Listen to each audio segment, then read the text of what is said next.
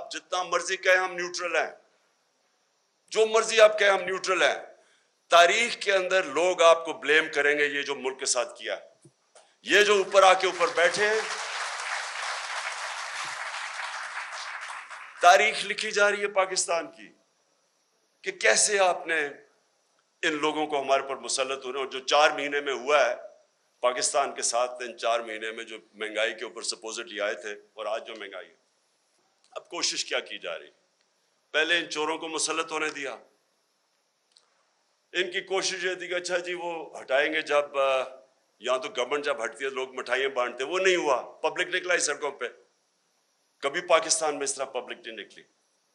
اور اس کے بعد جو 17 جولائی کا بائی الیکشن ہوا، وہ ایک اور شوق مل گیا. جب الیکشن کمیشن بھی ملی، انتظامیہ بھی، یہاں بڑا مشکل ہے، یہ تو ایکسپرٹس ہیں داندلی کے، تو ادھر بھی جیت گئی تحریک انصاف.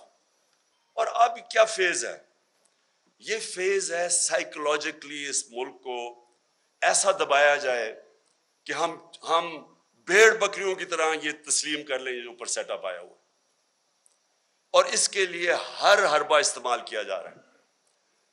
سوشل میڈیا کے لوگوں کو جس طرح اٹھایا جاتا ہے، کئیوں کو اٹھا کے پھر جس نے کوئی فوج کے خلاف ٹویٹ کی ہو اسے کہتے ہیں، اسے پہلے اٹھا لیتے ہیں، پھر کہتے ہیں اچھا یہ نہیں کہ میرے سے معافی مانگو، کہو کہ یہ عمران خان نے کہا میرے ان کے خلاف ٹویٹ کروا.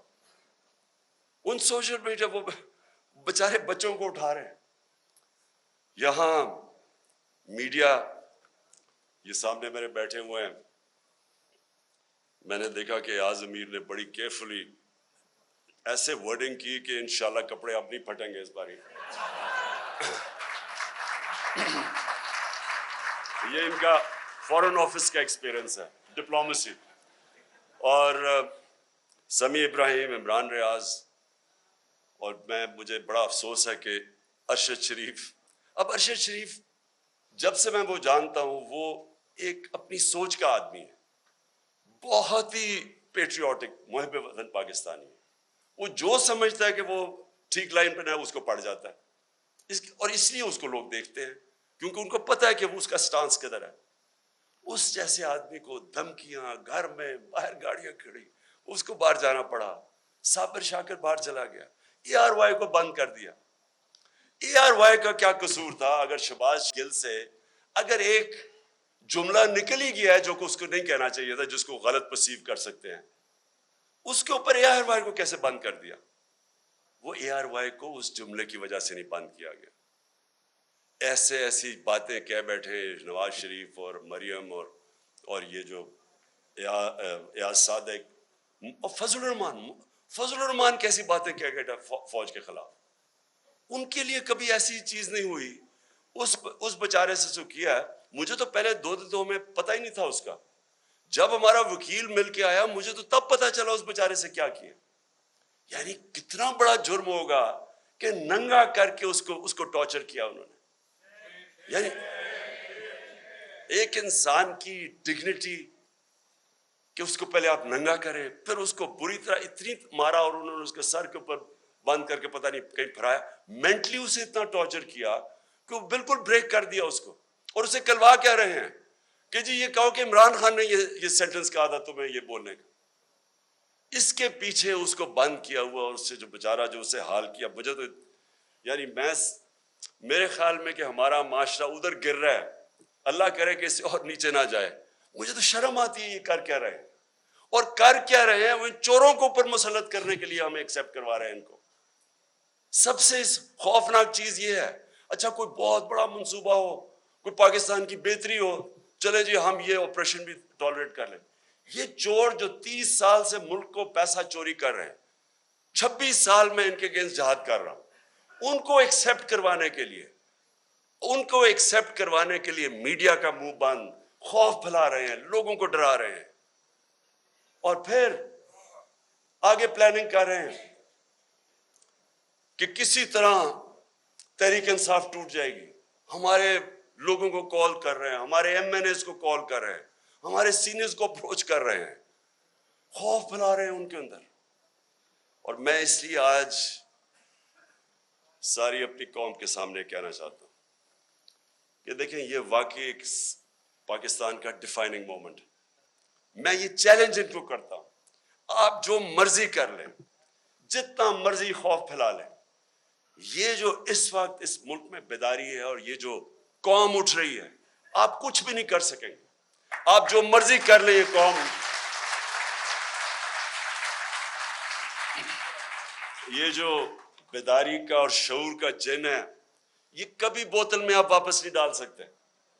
اور جتنا آپ اس کے اوپر آپریشن کریں گے اور جتنا لوگوں کے اوپر ظلم کریں گے, اسے شہباز گل سے پوچھ رہے جی عمران خان کھاتا کیا ہے,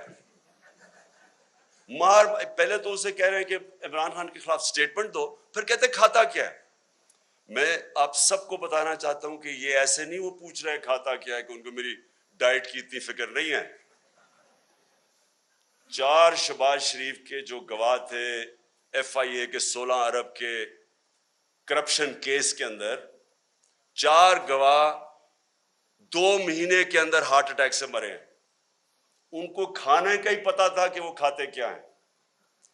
اس کا جو انویسٹیگیٹر تھا ڈاکٹر رضوان FIA کا, وہ ہارٹ اٹیک سے مرا.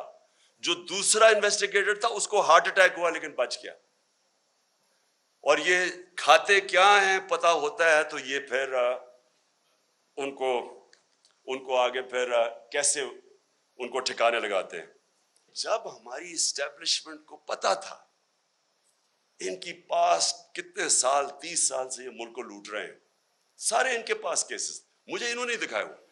میں سوال یہ پوچھتا ہوں کہ انہوں نے کیسے ان کا راستہ نہیں روکا؟ اگر ملک کی فکر ہے تو کیسے آپ ان کو اجازت دے دیتے؟ ایک تو ہمیں پتا ہے کہ امریکہ کا انٹرسٹ, امریکہ کی جو پالیسی ہے وہ اپنے انٹرسٹ پروٹیکٹ کرتے ہیں. ان کا ہے کہ جی وہ پاکستان ہمیشہ ایک ٹیلی فون کرو تو جو کام کروانا چاہے یہاں سے کرنے کے لیے تیار ہے.